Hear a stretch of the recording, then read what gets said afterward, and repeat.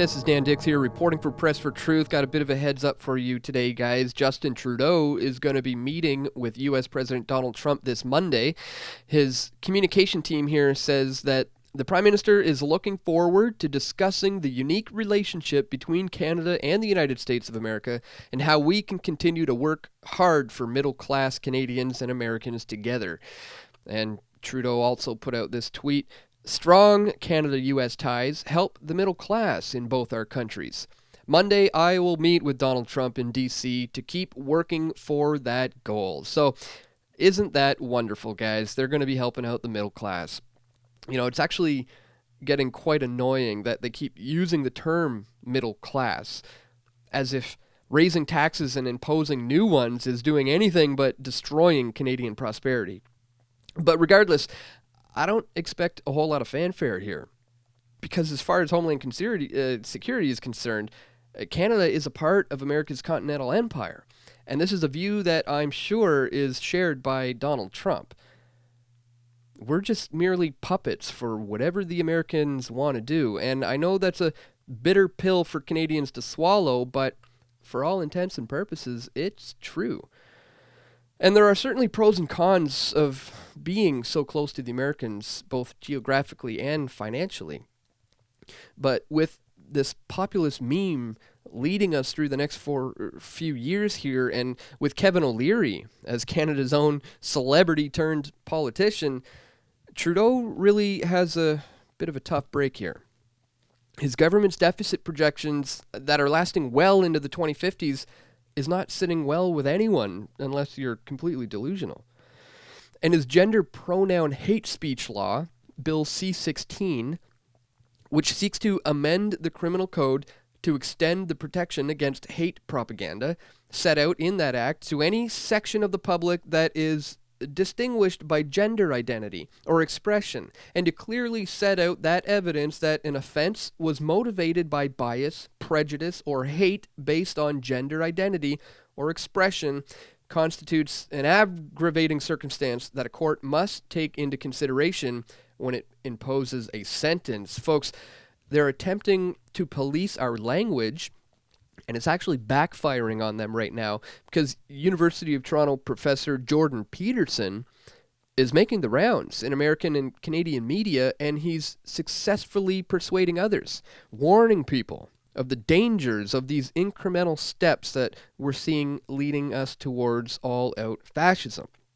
And now, with Donald Trump at the helm, Trudeau's whole social justice war has actually taken a big hit here. And a low corporate tax rate in the United States is going to send companies south of the border.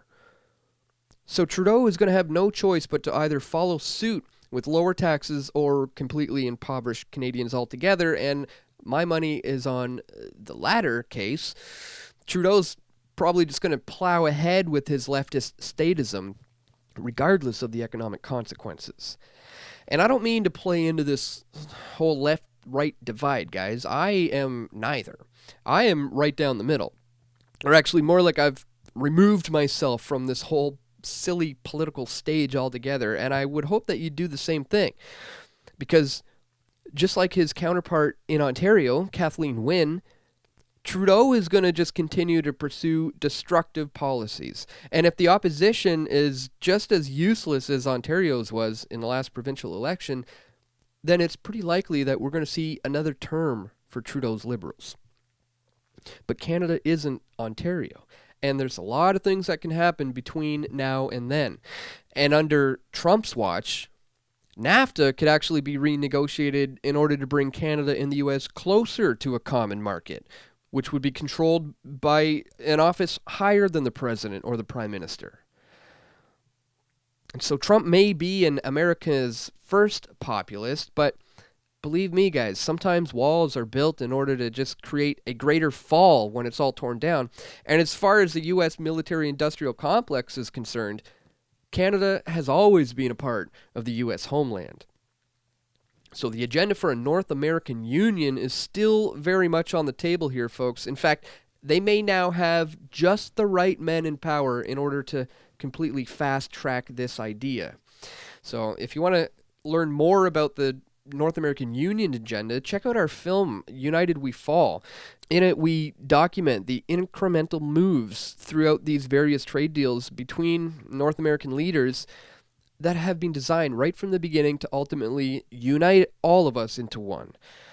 So we need to stay vigilant, my friends.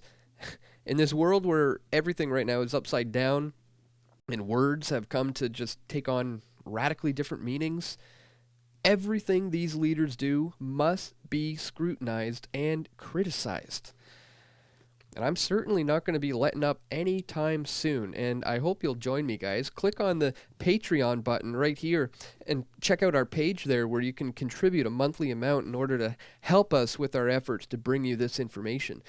And on that note, guys, stay tuned for more video reports coming soon. This is Dan Dix reporting for Press for Truth.